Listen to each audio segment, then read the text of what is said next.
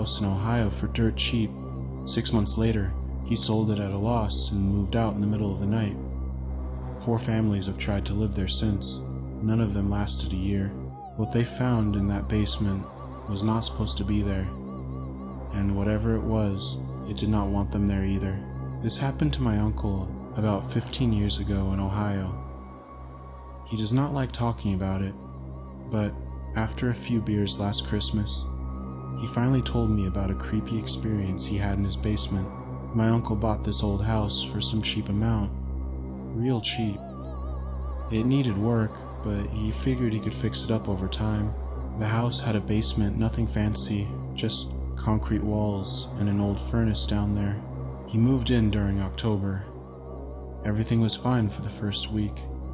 Then, one night around 2 a.m., he woke up to thumping sounds coming from below. It was slow, heavy thuds, like someone walking around down there. He grabbed a flashlight and went to check. The basement door was still locked from his side. He opened it and went down the stairs. Nothing was there, just his boxes and the furnace humming away. This kept happening. Every few nights he would hear those footsteps, always the same time between 2 and 3 a.m. He started thinking maybe it was pipes or the house settling, trying to make sense of it.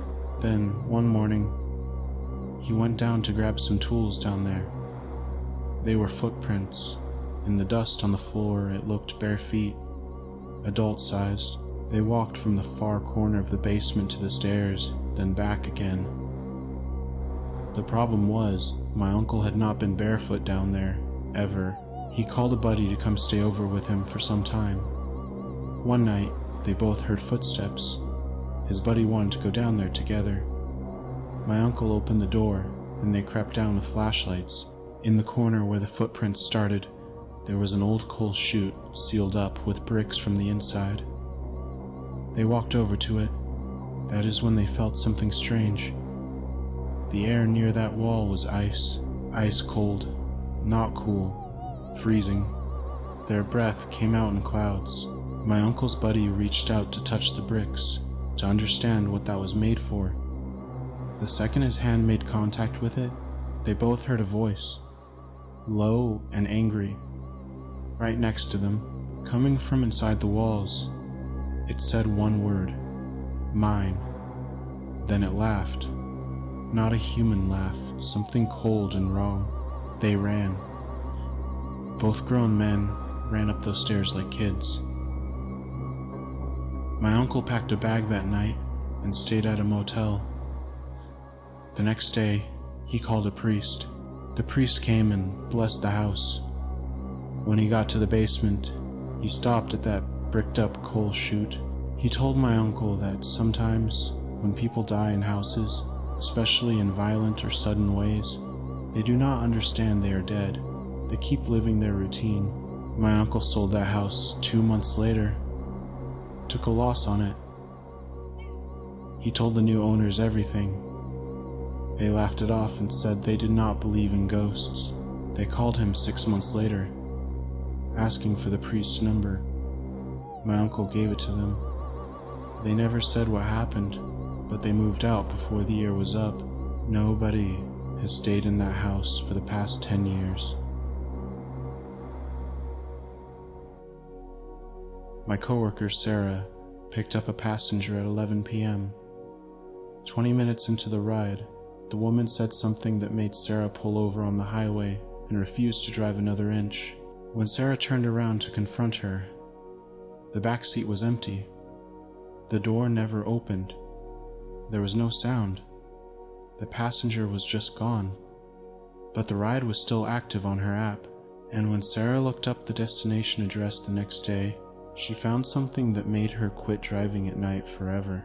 My coworker Sarah told me this story back in 2023. She swears it is true, and honestly, after seeing how freaked out she got telling it to me, I believed her. Sarah drives for a rideshare app on weekends for extra cash. Mostly safe, boring rides. Until March 2023. She got a pickup request around 11 p.m. The address was in a normal neighborhood. nothing sketchy. When she pulled up, a woman in her 30s got in the back seat. She had brown hair, jeans, and a jacket. Regular-looking person. The woman said hi, but did not talk much. Her destination was about a 30-minute ride. Sarah tried making small talk, but the woman just gave short answers, looking out the window. About 10 minutes into the ride, Sarah glanced in her rearview mirror to change lanes. She froze. The woman was staring directly at her in the mirror, not just looking, staring. Her eyes were wide, not even blinking, just locked onto Sarah's reflection. Sarah looked away quickly. Her heart started pounding. She told herself she was being paranoid. Maybe the woman was just zoned out or tired. 2 minutes later, she checked the mirror again. The woman was still staring at her, with the same expression, same wide eyes, still not blinking. Sarah's hands started shaking on the wheel. She thought about pulling over, ending the ride early, but what would she say? Sorry, you were staring at me weird? So she kept driving. Then the woman spoke. Her voice was flat, emotionless. She said, "You can see me." Sarah did not know how to respond. She said, yeah, I am driving you." The woman leaned forward slightly. "No, most people cannot anymore." The temperature in the car dropped. Sarah's breath fogged up in front of her face. In March, with the heater on, Sarah's voice cracked when she asked, "What do you mean they cannot see you anymore?" The woman smiled. It wasn't a friendly smile in any way, and said to her, "I have been trying to get home for 3 weeks. I keep getting in cars, but the drivers never see me. They drive right past my stop. But you stopped and let me in." Sarah pulled over, right there on the highway. She did not care about the ride, the rating, nothing. Before she could turn around to look at the back seat, the woman was gone. The door had not opened. Sarah had heard nothing. The back seat was completely empty. Sarah checked her phone. The ride was still active. The destination was still showing. But there was no passenger. She canceled the ride and drove straight home. She refused taking any more rides that night. The next day, she looked up the destination address from the ride. It was a graveyard.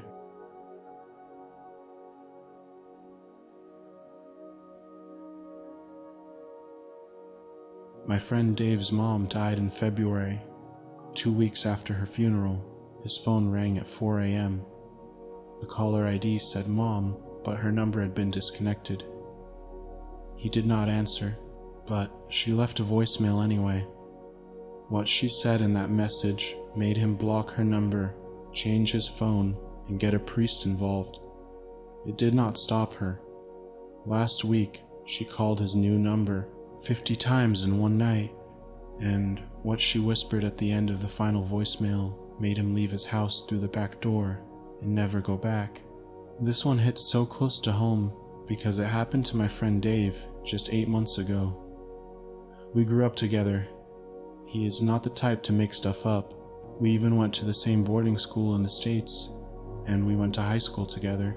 So Dave's mom died back in February. Cancer took her too fast.